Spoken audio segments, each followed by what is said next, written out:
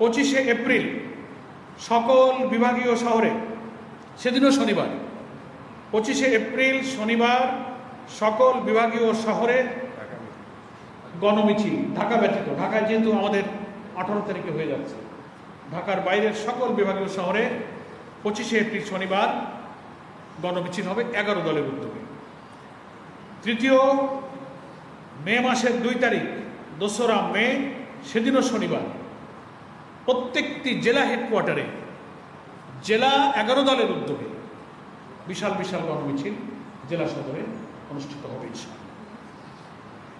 এবং 18 থেকে 2রা মে পর্যন্ত এই যে মাঝখানের দিনগুলোতে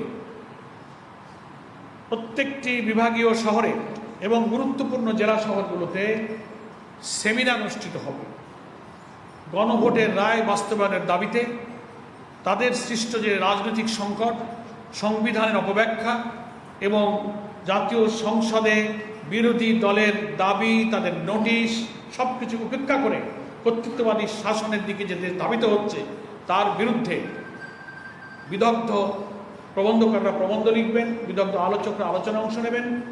প্রত্যেকটি বিভাগীয় শহর এবং গুরুত্বপূর্ণ জেলা সদরে 18 থেকে আগামী 2রা মে পর্যন্ত, 18 এপ্রিল থেকে লিফলেট বিতরণ এবং সেমিনারের আয়োজন চলবে জেলায় জেলায় এবং বিভাগে বিভাগে। এর পরবর্তী ধাপে এই কর্মসূচির পর আমরা শীর্ষ নেতৃবৃন্দের কাছ থেকে সিদ্ধান্ত পেয়েছি যে বাংলাদেশের প্রত্যেকটি বিভাগীয় শহরে 11 দলের উদ্যোগে সেই বিভাগের অধীন সমস্ত জেলার 11 দলের যৌথ সহযোগিতা এবং ব্যবস্থাপনায় বিশাল বিশাল সমাবেশ অনুষ্ঠিত হবে বিভাগীয় সদরগুলোতে এই 2রা মের পর থেকে। সেই শিডিউলটা আমাদের লিয়াজো কমিটি অবিলম্বেই বসবেন এবং তার সুনির্দিষ্ট তারিখগুলো ওনারা ঘোষণা করবেন। 12টি সিটি কর্পোরেশন এবং বিভাগীয় সদর মিলে এই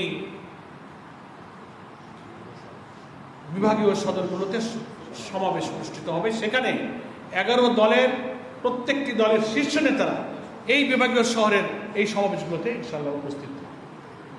এটা হচ্ছে 2রা মের পর থেকে আমাদের লিয়াজো কমিটি একটা শিডিউল তৈরি করবেন, নির্দিষ্ট দিনক্ষণ কোন দিনে কোন সিটি কর্পোরেশন বা বিভাগীয় শহরে হবে এই দিনক্ষণ লিয়াজো কমিটি অচিরেই দেশবাসীর কাছে সাংবাদিক ভাইদের মাধ্যমে ঘোষণা করবেন।